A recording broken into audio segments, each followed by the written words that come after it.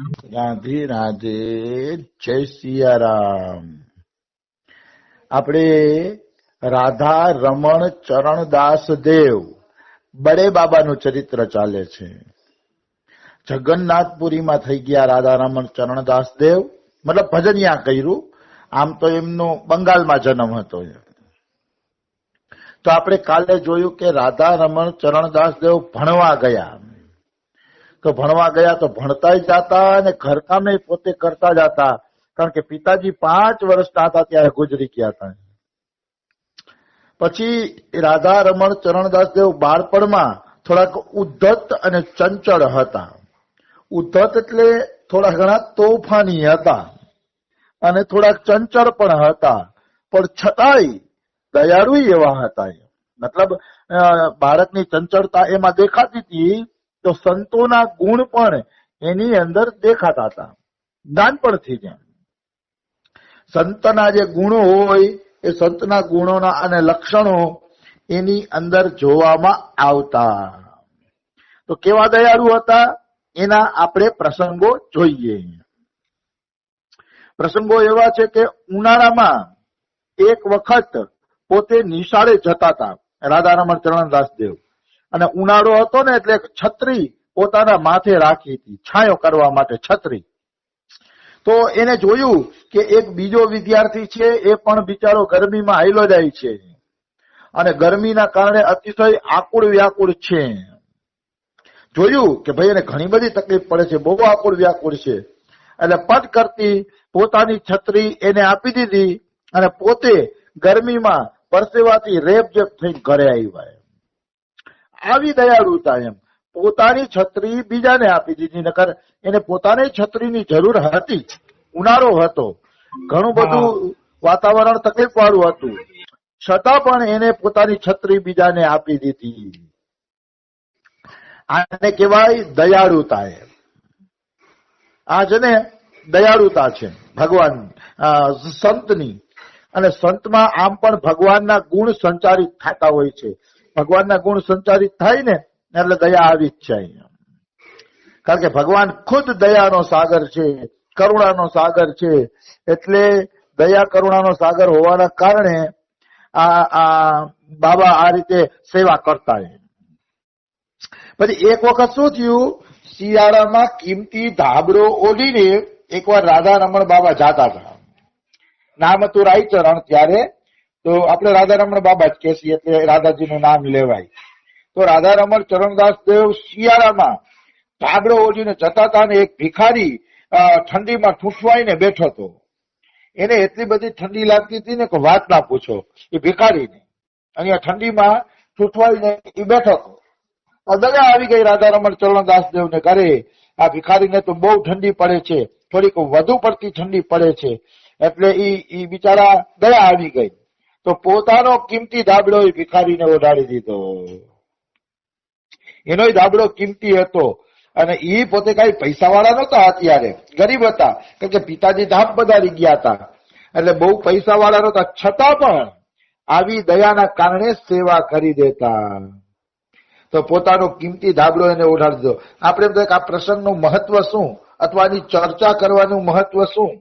તો કે ચર્ચા એટલે થાય કે ખબર પડે કે સંત દયાળુ હોય છે, સંતમાં કરુણા હોય છે, એ બધાની મદદ કરવા માટે તત્પર હોય છે અને મદદ કરે છે. એનો અહંકાર પણ નથી આવતો. મદદ કરે છે એનો અહંકાર પણ એને આવતો નથી, અને દયાના કારણે એ આ બધા કાર્યો કરે છે અને ઈશ્વર માનીને કાર્ય કરે છે કે જેની હું સેવા કરું છું એ સાક્ષાત ઈશ્વર છે. સાક્ષાત ઈશ્વર છે એવી રીતે એ બધા કાર્યો કરે છે. આવી વસ્તુ છે. પછી એક વખત શું થયું, એક ધોબી હતો. એ ધોબી પોતાના કપડાનો મોટો થેલો લઈને માથે મૂકીને જાતો હતો. ધોબી હવે ઈ ધોબી હતો બીમાર, એટલે થેલો મોટો હતો એનો કપડાનો, ધોઈને જાતો હતો ઘરે, ને બીમારીના કારણે થેલો ઉપડતો નતો ને પટ કરતો નીચે પડી જતો હતો. વળી થેલો ઉપાડીને થોડુંક હાલે ને તો થોડુંક હાલે એટલે વળી પટ કરતો થેલો પડી જાય, પોટલું માથેનું. તો પોટલું બિચારો ઉંચકી નતો હકતો, અને આપણા રાધારમણ બાબાના નજરમાં આ ઘટના આવી. એને જોયું કે હા આનાથી પોટલું ઉચકાતું નથી. જોઈ દીધું કે આ પોટકું ઊંચી. તો પૂછ્યું મહારાજ શું તકલીફ છે તમને? તો કે બેટા આ રીતે મને તાવ આવી ગયો છે અને આ પોટલું મારે ઘરે પહોંચાડવું છે અને હું પહોંચાડી શકતો નથી, મને તાવ આવી ગયો છે. તો અરે એમાં શું મોટી વાત છે, લાવો પોટલું મને આપી દો, હું તમારા ઘર સુધી પહોંચાડી દઉં. હું કે તમારા ઘર સુધી પહોંચાડી દઉં. અને સાચું કાઢ એને પછી એ પોટલું હું ધોબીના ઘર સુધી પહોંચાડી દીધું. મતલબ પોતા નિશાળે જતા હતા, પોતાનું બધું ખોટું કરીને પોટલું એના ઘરે પહોંચાડી દીધું. આનું નામ કહેવાય દયા. મનુષ્ય દયા કરતો હોય છે, પણ આનું નામ દયા કહેવાય કે પોતાની નિશાળનું ભણતર ખોટું કરીને પણ એ પોટલું ત્યાં પહોંચાડવા માટે ગયા. તો કહેવાનો ભાવ શું છે, મહાપુરુષોના લક્ષણો બચપણથી દેખાઈ આવે છે કે આ મોટા થઈને ભજનાનંદી મહાપુરુષ બનશે. બચપણથી જ દેખાઈ આવે, એમાં કોઈ એટલે કોઈ શંકા નથી. કોઈ કેવો વ્યક્તિ બનશે ને એના કાર્યો ઉપરથી ખબર પડે. બિલકુલ. એના કાર્યોમાં દયા હોય, ઉદારતા હોય, સેવાની ભાવના હોય, મંદિરે જવું ગમતું હોય, સંતો વચ્ચે બેસવું ગમતું હોય, તો એ કાર્યો ઉપરથી ખબર પડી જાય કે આ ભગત માણસ બનવાનો છે. કારણ કે કારણ વગર કાર્ય ન હોય, આ નક્કી છે, આ નિશ્ચિત છે. કારણ વગર ક્યારેય કાર્ય હોતું નથી. કોઈ માણસ કઈ કાર્ય કરે છે ને તો એ કાર્ય પાછળ કઈક તો કારણ હશે. આપણે કે ભગવાને અનંત બ્રહ્માંડો શું કામ બનાવ્યા, આવડું મોટું કાર્ય શું કામ કર્યું? કાર્ય કઈ કારણ હતું? તો કે કઈ કારણ નહોતું, બસ ખાલી ભગવાનને પોતાના જ જીવાત્માઓ સાથે લીલા વિનોદ કરવો હતો. એ જ એનું કારણ, એ જ કારણ. અને એ જ કારણના કારણે અનંત બ્રહ્માંડો બનાવ્યા. છતાંય એવું નથી કે ભગવાનને બ્રહ્માંડો બનાવે તો જ આનંદ મળે, સન્મય છે. છતાંય જીવાત્માઓને આનંદ દેવા માટે ઈશ્વરે આ લીલા કરી અને અનંત બ્રહ્માંડો ઈશ્વરે બનાવ્યા. આવી વસ્તુ છે. તો કહેવાનો ભાવ છે કે કાર્ય વગર, કારણ વગર કાર્ય હોતું નથી. એવી રીતે જેની ક્રિયામાં, જેના કાર્યમાં ભક્તિ દેખાય તો એનું કારણ એ છે કે આગલા જન્મનો પુણ્યશાળી જીવ છે અને આ જન્મે ભજન કરશે તો જ ભક્તિ તરફ એનું મન આકર્ષિત થાય. નહીતર તો આકર્ષિત થવું બહુ કઠિન છે, નિશ્ચિત, એમાં કોઈ શંકા નથી.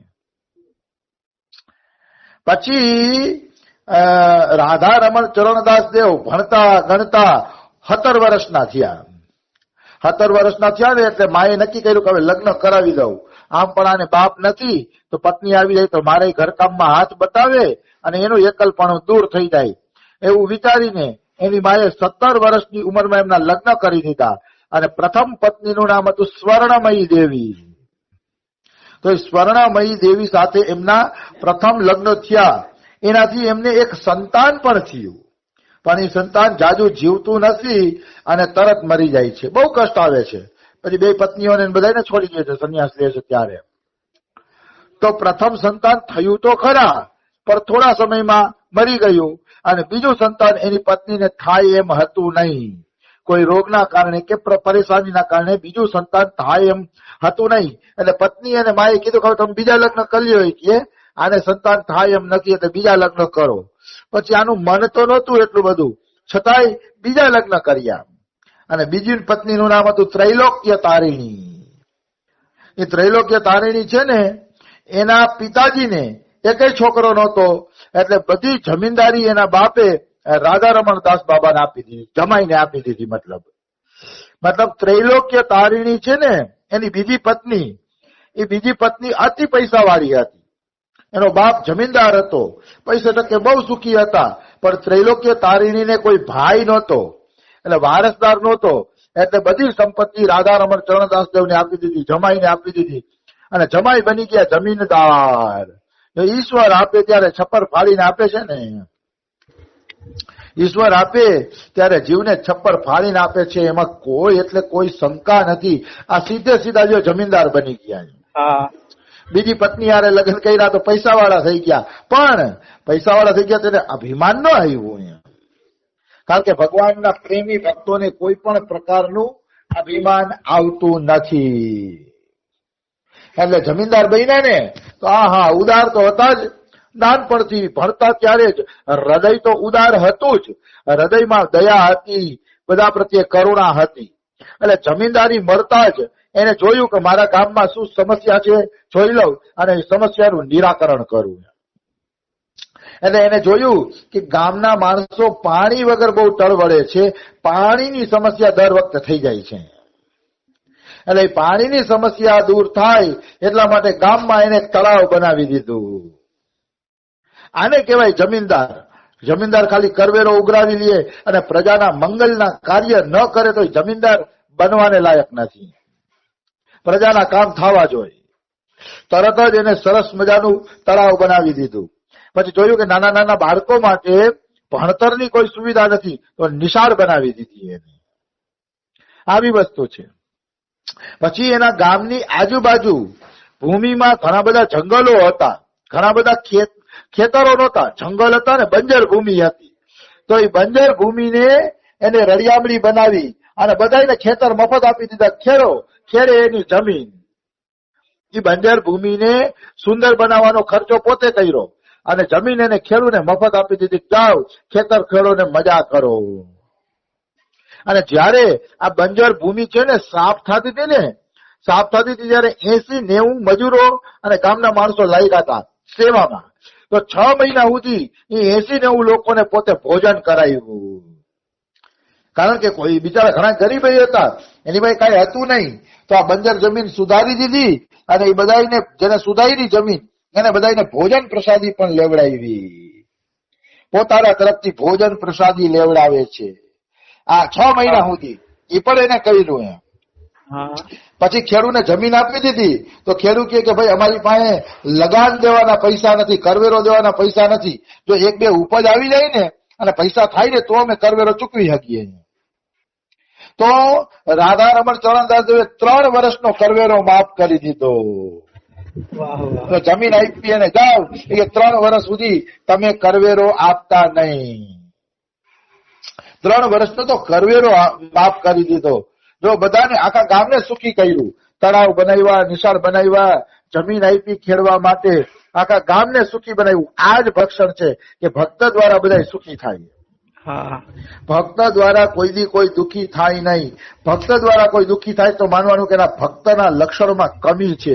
ભક્ત દ્વારા થોડા કોઈ દુઃખી થાય, બધાને સુખ મળે, બધાને શાંતિ મળે.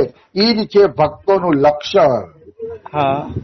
એક વાત નક્કી છે કે આપણા હાથમાં જો સત્તા આવે તો સત્તાનો ઉપયોગ પ્રજાના કલ્યાણ માટે જ કરવો જોઈએ. અથવા માનો આપણે નેતા ન બનીએ તો કાંઈ નહીં, પણ ભક્ત બનીએ તોય આપણા હાથમાં સત્તા તો છે ને કે આપણી આજુબાજુ વાળા હોય, મિત્ર વર્તુળ હોય, સગા સંબંધી હોય, એ બધાને સારી સલાહ, સારી સૂચનાઓ આપીને સેવાના કાર્યો કરાવીએ ને ભજનમાં લગાડીએ. ઈ પણ આપણું કર્તવ્ય છે. આપણે ભલે નેતાની જેમ આખા દેશનું કલ્યાણ ના કરી શકીએ કે આખા દેશનું આપણે તંત્ર ન હલાવી શકીએ, પણ આપણી આજુબાજુ જોડાયેલા છે ને એનું તંત્ર હલાવવાની જવાબદારી છે આપણા ઉપર. કે આપણા મિત્રોને સેવાના કાર્યો શીખાડીએ, ભજન શીખાડીએ, નામ શીખાડીએ, સેવા પૂજા આરતી કરતા શીખાડીએ. તો એટલું કરવું જોઈએ મનુષ્યને. જો એક મનુષ્ય એક જણાને સુધારે ને એવી રીતે બધા મનુષ્ય એક જણાને સુધારે ને તોય આખો સંસાર સુધરી જાય. એક મનુષ્ય એકને સુધારે બસ. તો રાયચરણ બાબાને આટલા બધા જમીનદારીના કામ આવી પડ્યા અને એ બધા કામ એને નિષ્ઠાપૂર્વક પાર પાડ્યા અને ખૂબ પ્રજાની એને સેવા કરી. મતલબ એક સેવા કાર્યમાં લાગી ગયા. પણ જોજો, સેવા કાર્ય એ કઈ અસલી લક્ષ્ય નથી. અસલી લક્ષ્ય તો છે ઈશ્વરનો પ્રેમ પ્રાપ્ત કરવો, ભગવાનનો પ્રેમ પ્રાપ્ત કરવો. ઈ છે અસલી લક્ષ્ય. ભગવત પ્રેમ વગર સેવાના કાર્યો અધૂરા છે. એટલે રાયચરણ બાબા હવે ભક્તિ તરફ વળશે કે ભાઈ ભક્તિ વગર જીવન અધૂરું છે. એને સંતોષ નતો થતો, આટલા સેવાના કાર્ય કરવા છતાંય મનને સંતોષ નતો. એવું લાગતું હતું કઈક ઘટે છે. એ ઘટે છે હરિભજન. તો એ હરિભજન તરફ કેમ વળશે એ આપણે કાલે લઈ. આજે સમય થઈ ગયો છે. રાધે રાધે, જય સિયારામ. રાધે રાધે, જય સિયારામ.